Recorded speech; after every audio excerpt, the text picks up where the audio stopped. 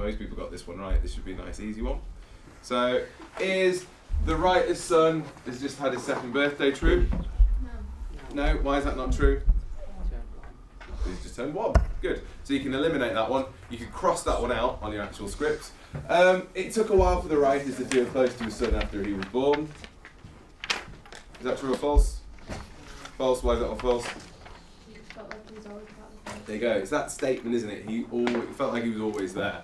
That eliminates that. So you can cross that one out. C, the writer has not slept very well over the last year.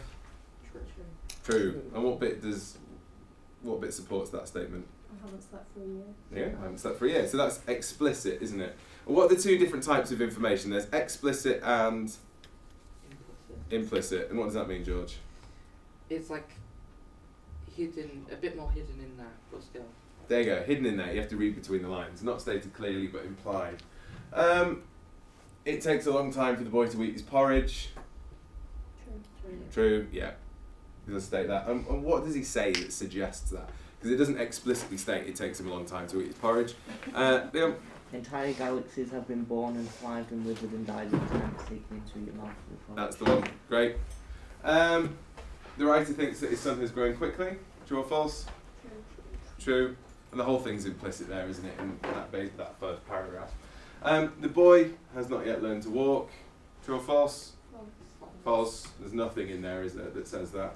G, the writer's son knows how to switch off the television. True or false? True. Where does it say that? It says he switched off the television. There you go, yeah, it actually says that he's learned how to switch off the TV. And H, the writer finds it easy to grasp the idea of his son getting older. True or false? False. False. Why is it false? Yeah. Yeah, the whole article is about how they're not coping with the sun. So it's those C, D, E, and G. Now I think most people got full marks on this one. And the point of this question is just to ease you in to help you get full marks. It's not trying to catch you out, this question. Some of it is explicit, which means openly stated. And as George has said, the implicit stuff is where you have to read between the lines a little bit. Okay, you have to infer an understanding. So that's that one. Now we're going to skip ahead to 3. We're actually going to do questions 2 and 4 together. But we're going to do the language one first. So question 3 is the language one. It's exactly the same as question 1, paper 1, question 2, which is language skills. We're going to do a little bit of class feedback on what we did. We've all written an answer to this one, so we should already have a base understanding of this. So it is, how does the writer use language to describe his son? Lines 18 to 28. What we're going to do is, you've all got a bigger copy of this on your table. You're going to do some group work. We're going to have a scribe, someone to annotate it, a spokesperson, someone to feedback, a timekeeper and a manager. Timekeepers and managers for groups of 3 can be put together. You can have a look at what you've written on this one. You can take some time to have a look at that, but we're going to rally robin, we're going to go around the group, and that's the job of the manager to make sure that that is happening, that everyone is contributing. The job of the timekeeper, making sure that if I say 5 minutes, that you're going to come back at the end of the 5 minutes with something to say about each of these. Spend your time wisely between words and phrases, techniques and sentence forms. So let's have a read of the extract again. So you can either have a look at the big sheet, or you can just read lines 18 to 28 on this sheet. So the next paragraph down from where we got to. A year ago, he was a sleepy ball of scrunched up flesh, but is now determinedly his own person. I can see him. I can see everyone in him. Me, my wife, my parents. Yet he's already separate from all of us. He's giddy and silly. He's a show-off, albeit one who's irrationally terrified of my dad. He loves running up to people and waiting for them to twang his lips like a ruler on a table. When he gets tired and barks gibberish in the middle of the room, he throws his entire body into it like he's trying to shove the noise up a hill. With every tiny development, every new step he takes, every new tooth and sound and reaction that comes along to ambush us, we're confronted with a slightly different child. Photos of him, taken in the summer, seem like dispatches from 1,000,000 years ago. Photos of him taken last week seem like a different boy. He's blasting ahead as far as he can. He's leaving milestone after milestone in his wake, and tiny parts of me along with him. Alright, so have a look at what you wrote for this answer, and also bring it to a group discussion and be ready to feedback, and let's see if we can find everything in that extract. Okay? And remember, these are the 3 things in AO2 that we're looking for: words and phrases, techniques, and sentence forms. Okay? Assign your roles to your group and be ready to feedback in 5 minutes, please. Okay? We okay? Off you go.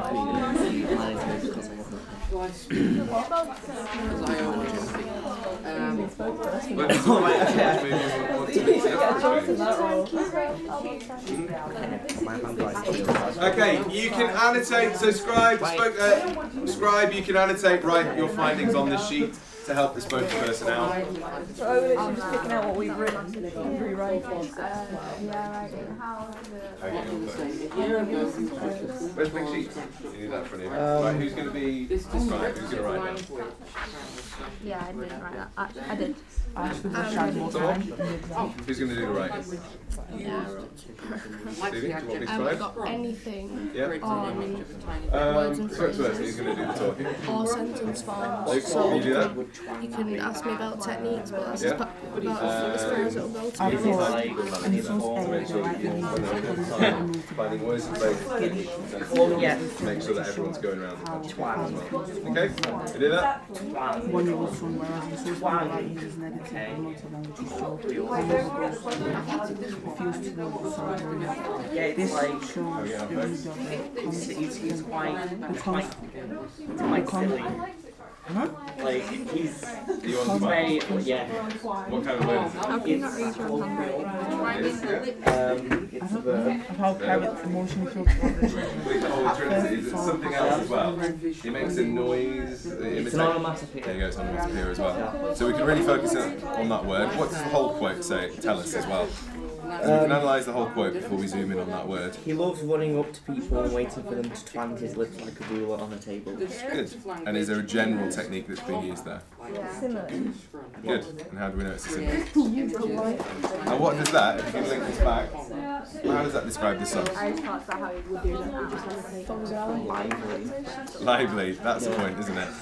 What sort of behaviour is it to twang your lips? Like you were saying, it's quite a colloquial word. It's like There you go, it's childish. That's it. Yeah? he is a small child. Literally explicitly says he's giddy and silly. Yeah. Adjectives. Yeah. Premodification. I think you're quite right with juxtaposition here, but it's the adverbs, isn't it? Sleepy, determinedly. What is it Right, about I've got those? premodification of adjectives, little, tiny, which creates an image of a small child with What is the contrast between doing something sleepily and then doing something There determinedly? you go, that's the point. Yeah. I think that was really spaced out. Honestly. To go from something that's sleepily. I also have another point. Alright, that's how you're feeling now. I didn't even. Alright, you're feeling sleepy. But What might happen by the end of the day? barks. It's There you go. So what does that show animalistic. about how the child is growing? It's a dog, so he's quite lively. Yeah, you compare He's it lively. to a dog. He's lively, jumping. No, because it's the barks, but he could have said he shouts. He says barks instead. Yeah. So it's That is animalistic. presenting how it's Represents growing. like a puppy, a dog. It's quite lively. Alright, timekeepers, you've got a couple more minutes. I want you to spend some attention on sentence forms as well, please. Okay? Okay, What do you know about how it's all put together? Okay, 2 more minutes. abrupt changes. They are. Oh, it's up here. Yeah, there is a What happens there? And kind of like people just I literally just put the same Yeah. points as with everything. So, because the sentences are no longer long flowing, My point is what do we call long You flowing could also sentences? mention that about, the dashes. It's like, it's Synthesis. continued. And what is the opposite if we replace those commas Listen with to me, I that? just wrote that one. Do you remember the word? What do we need to do now? What is it? Words and Good. phrases. So find me some find examples some of more polysyllables. techniques or something. Does it necessarily have to be an and? Or does it just have to be... There are ands in there, that's your big clue. So I can see everyone in him, me, comma, my wife. You could mention my something parents. Is that about If they're commas, then it's a synonym. It's where the it starts only replacing them two with small ands. sentences in that entire extract, and how that has like some sort of effect. Well, what is the effect of this? I don't know, but like the only two small What is sentences. the opposite No, actually, effect there's of only that? one small sentence because I was looking at It gives like this end, a sense of endlessness to it. Yeah. That it's really Yeah. It's just he's getting silly. Well, they're so He's cute. giddy and silly. I was looking at the wrong extract. Alright folks, ready to feedback now please? Let's have you quiet, let's have you facing this way. It's like, is it the only explicit thing there? You know, I'll leave you to make your own words. You don't do this to me. Do it on the spot, really. We good? I believe in you. Oh, you need an extract. Like everything else is like this big There you go. ongoing like metaphor and exaggeration, and the only explicit thing. Okay, It's the so smallest what thing can in we there. say It's about, easy well, what can we say about words and phrases or techniques? Let's start there. We can't really split those two, they're not mutually exclusive. So what can we say about words and phrases and techniques in this one? Let's start with this group. Can you give me something? Did you find any techniques or any words and phrases in there?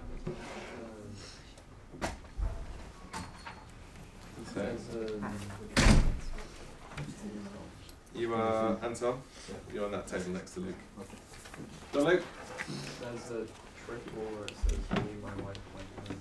Good. And what is the effect of that? Can we link that to the question? Me, my wife, my parents. Does it suggest anything about the child? Yeah, it could do, yeah? Yeah? We've got to be really careful when we're going through these extracts that we don't just pick out every technique that we can find. We have to actually be able to link it back to the question and say, what does this tell us about the child growing up? Okay, let's try this group. What did you guys find?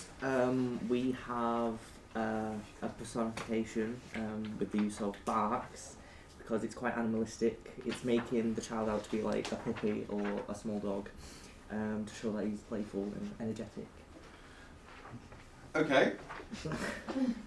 Is it personification? As well, he's No, it's no, not. no. Anthropomorphism. That It's one there. yeah, it's.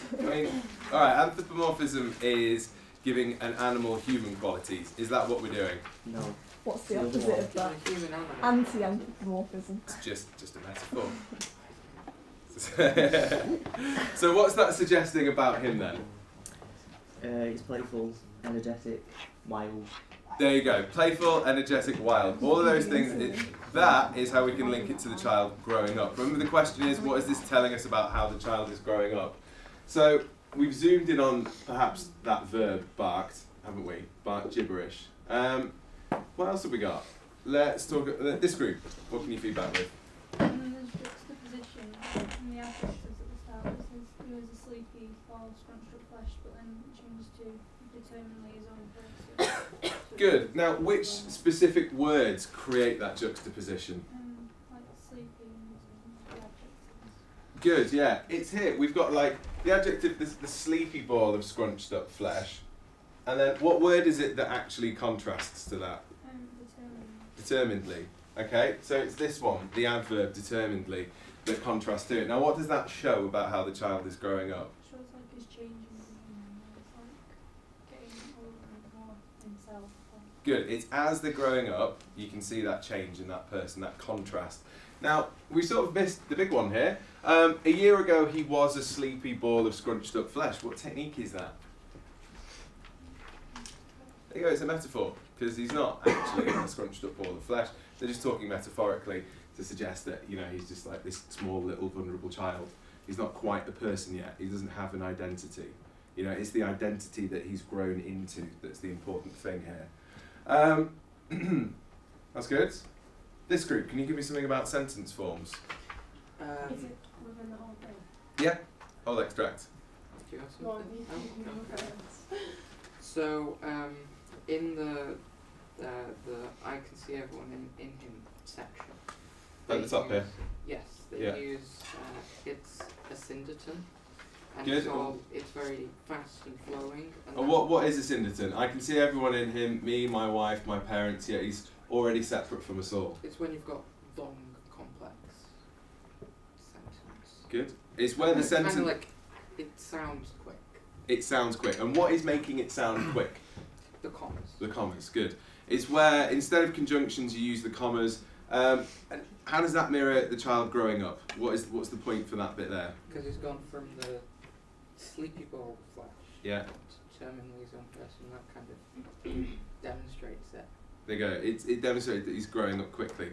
This is the thing. A lot of people picked out a syndeton as a technique, but it was lacking that explanation of what is the effect of it.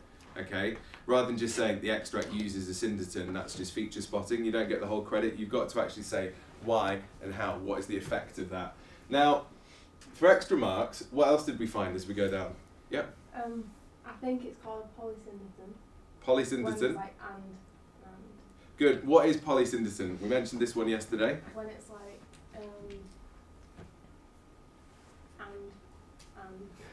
and. Good. It's the opposite from a syndeton, isn't it? A syndeton is where we use commas.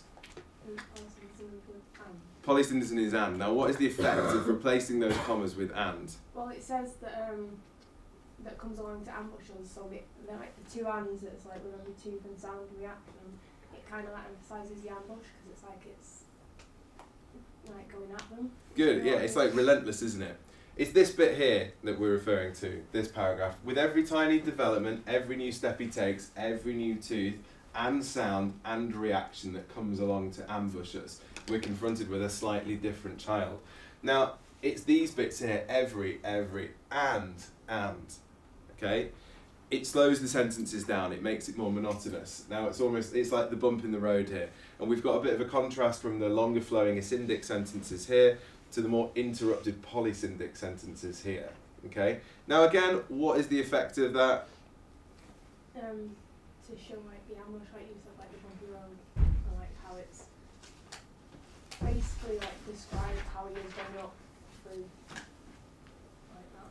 Yeah, I don't know how to explain it, but you're quite right there. It's almost like the bumpy road of his growing up, okay? And polysyndeton makes it seem a bit like an endless list. It's like an endless list of things that's sort of getting in the way here, okay?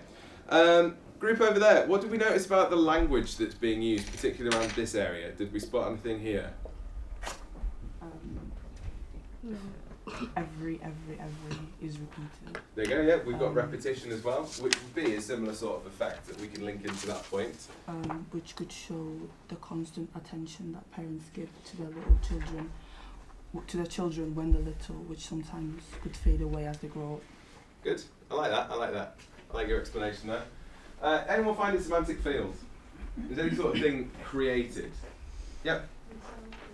Nostalgia. Good. So how is there a semantic field of nostalgia? Which words create that? I don't know which words specifically, but he's constantly like talking about how he's finding it hard to accept his child's feelings. It is, yeah. Or we could even link that to tense, like it's all in past tense as well, which could hint at nostalgia. What are the words like? Going back to that bit, to ambush us, confronted, shove. What do those sort of words hint at? Yep. I put that it's a violent verb. Yeah. So it highlights the speed at which he's developing. And ambush especially could suggest that every new opportunity is sudden, almost like it attacks a lot unexpected. Or what are the connotations of ambush? What do we associate that with? Where do you often hear the word ambush? War. War. Good. So what is that maybe suggesting about how the parent feels about the child growing up? Yep. It's kind of like a battle with his growth, kind of. Like he's trying to prevent it, but he can't. Like it's inevitable that this child is going to grow up. There you go. It's like, yeah, it's like the fighting. She's fighting a losing battle with the child growing up. Good. Okay. Now, for a 12-mark question, we can't really say any more than that, can we? Okay. We've analysed an awful lot there. Did we talk about how he loves running up to people and waiting for them to twang his lips like a ruler on a table? First of all, what technique do we think that is, Luke? Twang his lips like a ruler on a table. If it's got a big like in it, what is it? There you go, it's a simile. Now what does this tell us about how the child is behaving? He's behaving like a what? A child. Like a child, yeah. And what language can we really focus in on and zoom in on as like the childish word in there? Twang. Twang. And what sort of word is twang? It's a colloquial verb. Good. Colloquial verb. It's an onomatopoeia as well. Onomatopoeia as well. We've got loads going. That's a great word to really zoom in on. It's quite colloquial. It's a verb. Uses onomatopoeia. And what does it actually tell us about how the child is growing up?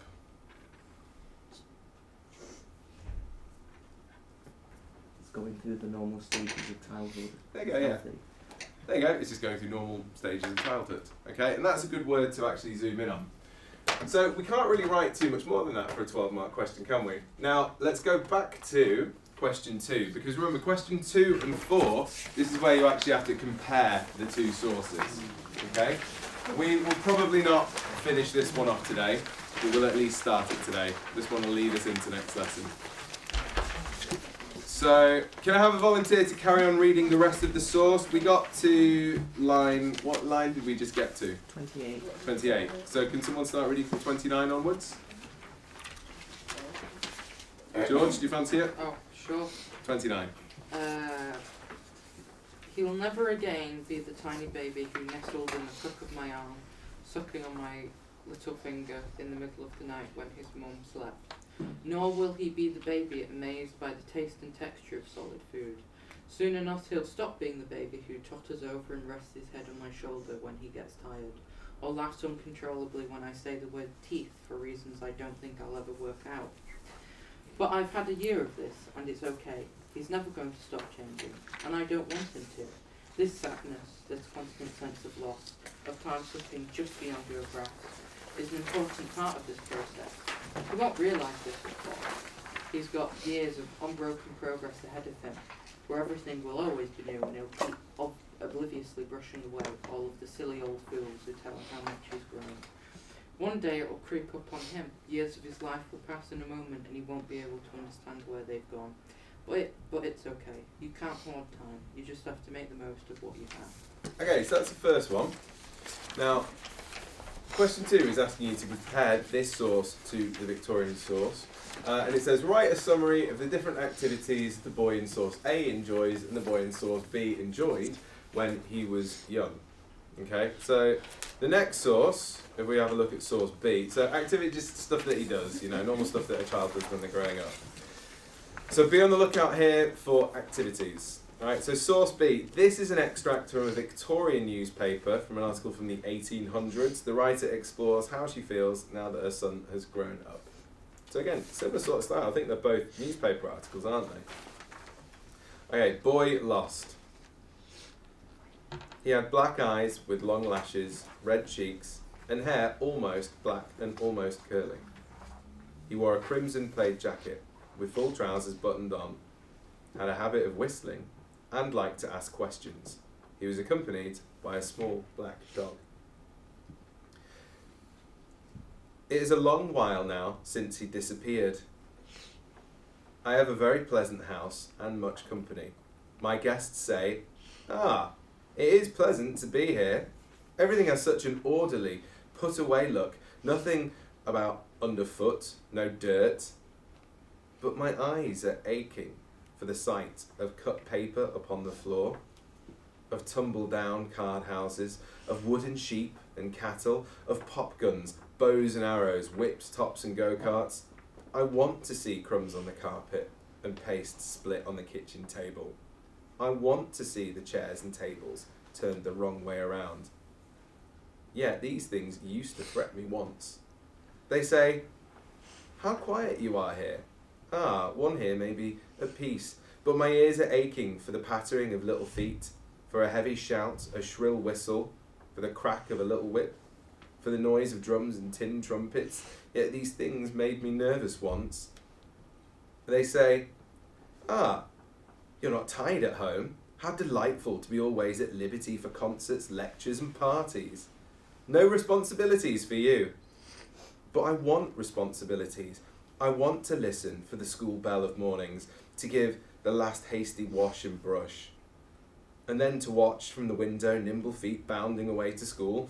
I want to replace lost buttons and obliterate mud stains, fruit stains, treacle stains, and paints of all colours. I want to be sitting by the little crib of evenings, when weary little feet are at rest and prattling voices are hushed, that mothers may sing their lullabies. They don't know their happiness then, those mothers. I didn't. All these things I called responsibilities once. A manly figure stands before me now. He's taller than I, has thick black whiskers, and wears a frock coat, billowy shirt and cravat. He's just come home from college. He calls me mother, but I am rather unwilling to own him. He stoutly declares that he is my boy and says that he will prove it. He brings me his little boat to show the red stripes on the sail and the name on the stern, Lucy Lowe, our neighbour's little girl, who, because of her long curls and pretty round face, was the chosen favourite of my little boy. How the red comes to his face when he shows me the name on the boat. And I see it all as plain as if it were written in a book. My little boy is lost, and my big boy will soon be. I wish he was still a little boy, in a long white nightgown, lying in his crib with me sitting by, holding his hand in mine, pushing the curls back from his forehead, watching his eyelids droop, and listening to his deep breathing. If I only had my little boy again, how patient I would be, how much I would bear, and how little I would fret and scold. I could never have him back again. But there are still many mothers who haven't lost their little boys. I wonder if they know they are living their very best days, that now is the time to really enjoy their children. I think if I had been more to my little boy, I might now be more to my grown-up one. Oh, it's quite sad, isn't it? So in this one, you've got to look at the activities that the two children are doing, okay? You find that the way that a modern child plays and finds their entertainment and interacts with their parents is different to the sort of things that the Victorian child could actually play with and interact. So again, like the other one, flip over your sheets. On the other side, you've got a table, source A, source B, and summary. Now this question is synthesizing, drawing two things together. Find me some activities from source A, put them in this column. Find me some activities from source B, put them in this, and then analyse. Say, how are they similar, how are they different? Okay? Right, off you go, folks. I'm going to say about 5 minutes. Let's see how you get on. First, you mentioned the television. I think that coincides with Alex's first point. Sorry, I'll let you. Oh wait, did you? You need to stop listening to the people here, honestly. No, Alex said what television has. Okay, what about the television? He knows how to switch the television on and off. Yeah, about 19 out of 11. So 19 is your content. Is that your point? How are you comparing it to my being? Because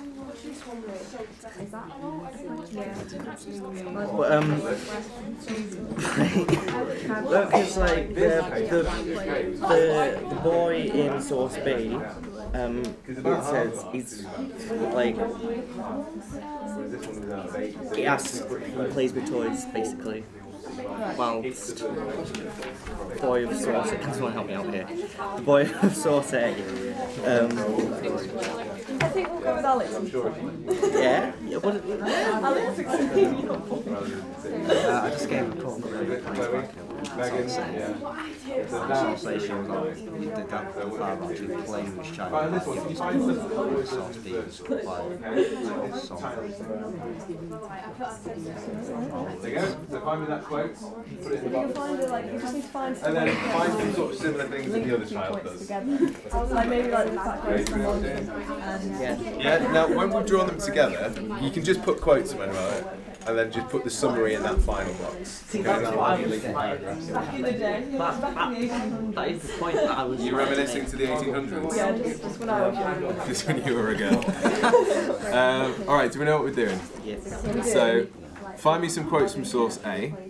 about how this child is playing, how he's interacting. I think the way it says activities can be a range of things, can't it? Okay, it's not just games that they play, but like how they interact with their parents as well, how they go to school, all of those sort of things. So find me some quotes from that one, and you can list them all out in that source A box, and then find me some either equal or opposite ones that you can compare to source B, and then in your summary just say how they're similar or different. Okay, remember it's only an 8-mark question, this one. You don't have to go crazy.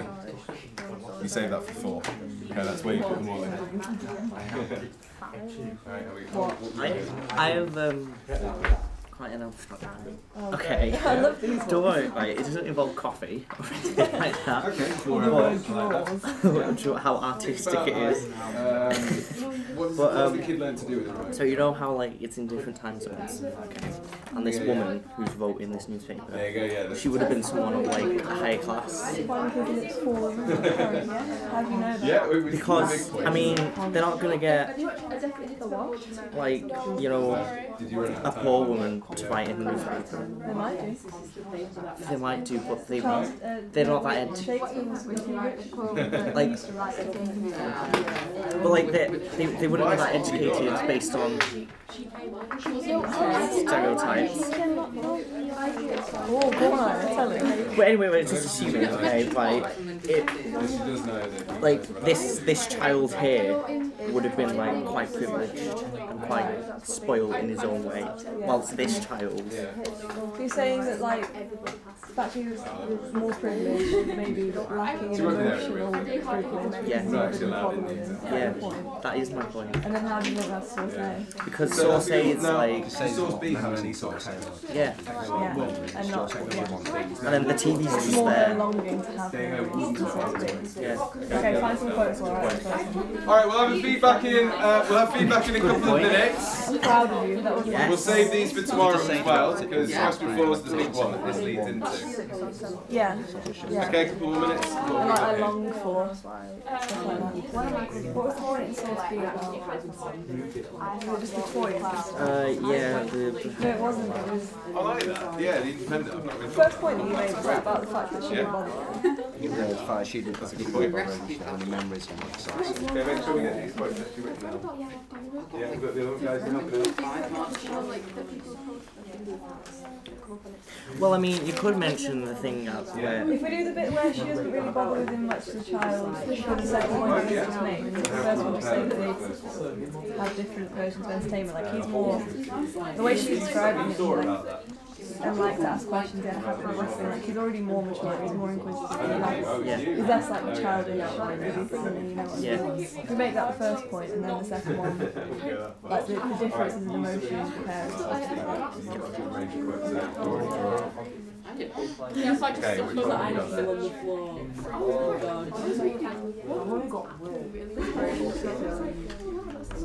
What do you think? Okay, silly and giddy is how that child's described. How is the source B child described then?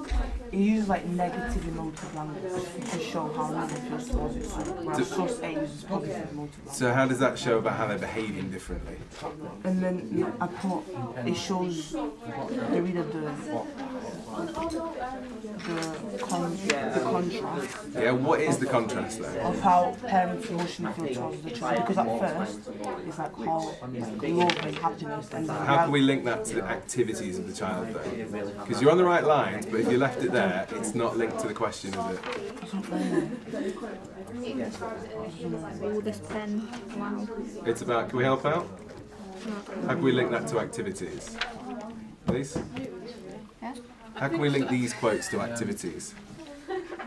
What the child's actually doing? He's playful at first. Yeah, There you go. It links to how they're approaching it in a playful way, isn't it? That's how we link it. Yeah? So make sure that that's in your summary. Okay, we're a little pressed for time. So,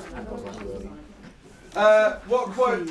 Who's got some good contrasting quotes here for them? Let's start with. I think we started this side last time, so we'll start this time. Who can give you some? Who can give you 1 point of comparison? Now you need 3 points of comparison in the exam. I'll just ask groups to give me one of the best.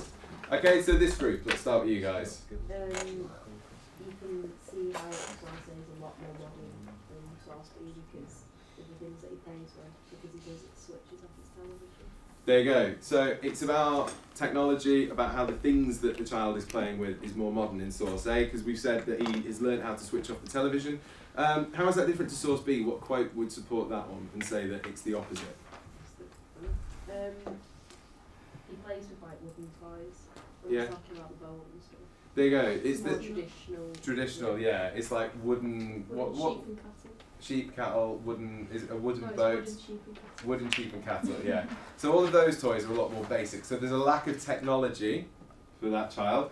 What else? I liked this point. This group made a good point about attitudes, didn't you? What did you guys say? We said that in source A,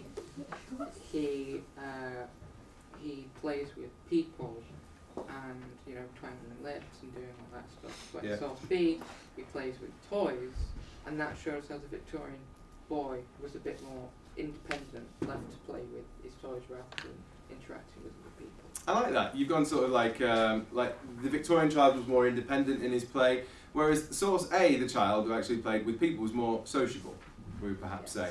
Yeah? That's a really good point to make. I like that point. What did that table say? Can I have one of your points, please? Charlotte, you spokesperson now. Apparently so. Yeah.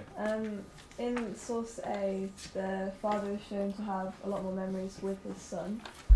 Like he's reminiscing over the fact that he'll never again be the tiny baby who, you know, who totters over and rests his head on my shoulder whenever he gets tired or laughs uncontrollably. So it's the nostalgia. It's kind of showing more of an emotional connection that he had with his son through his childhood and his growing up. Yeah. Whereas in the second, in source B, the mother seems to be regretting the fact that she didn't have much of a connection with him. And she says, I think if I had been more to my little boy, I might now be more to my grown-up one. So she's kind of wishing that she'd made more of an effort.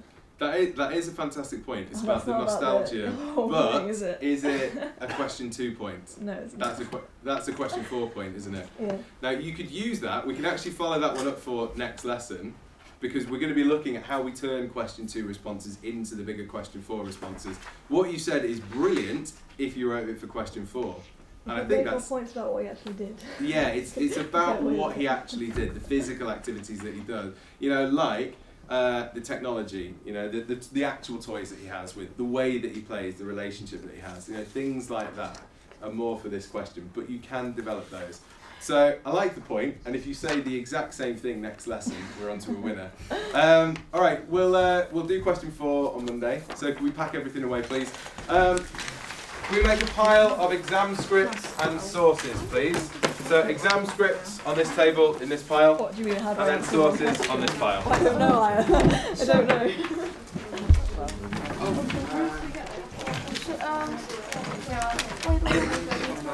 Why have you got the insert still?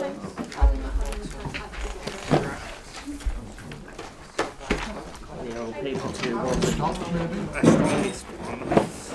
by far.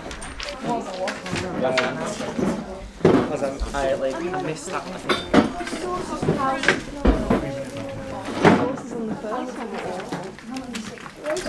I missed out Rachel. the first question, the third question. Did you do yours in reverse order? I did mine in reverse order, but because I didn't have that support of someone going, oh, move on now, I couldn't really like. Oh, were you in a different room? Yeah. Right. So I started from back to front, but it didn't really work. Yeah, you missed out the 4 easy marks at the start, didn't you? Yeah. Is it that one? Yeah. Yeah. Like, it was the first one, when I went from front to back, I actually managed to attack all. You find that helpful? Going back? No. No, oh, you went from front, the normal order. The paper one, I went from front to I'll back. probably do it in Yeah. the exam now. And that was better. And that was better because, well, I attempted all the questions. Yeah.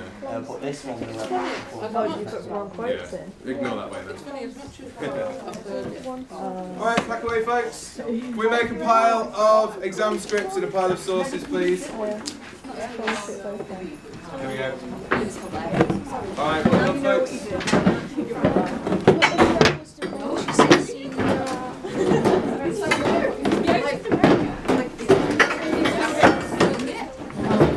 That's tough. Have you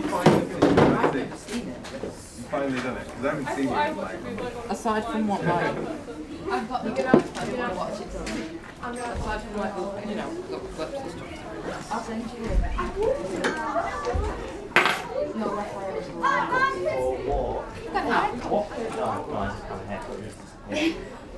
Going for a walk at like 6 o'clock in the morning or 7 o'clock.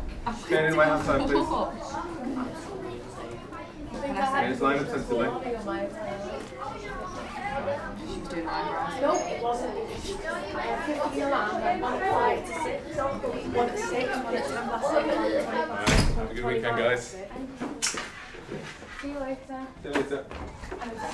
What's your snake skin? I'm alright, man.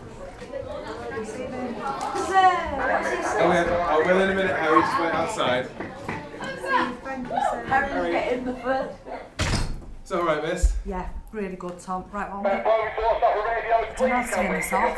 I don't know either. Should we leave it there? And Yeah. I've got a nice class next, so that'll be. What I'm going to ask you to do is to burn it off onto a CD. Yeah.